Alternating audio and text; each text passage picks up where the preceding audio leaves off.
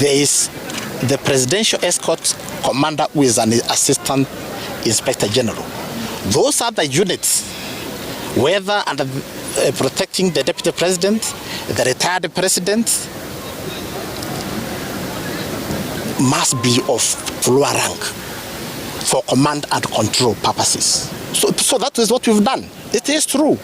The officer who was there, again, I wish to repeat, was an Assistant Inspector General.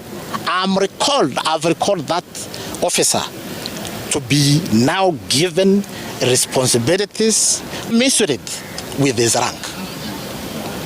So whatever has been done is in good faith.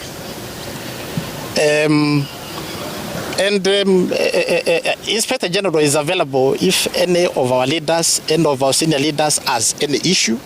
As I've stated, ours is to ensure we are fair to every senior citizen, our fellow citizens, whether low or high. Letu ni utumishi kwa wote.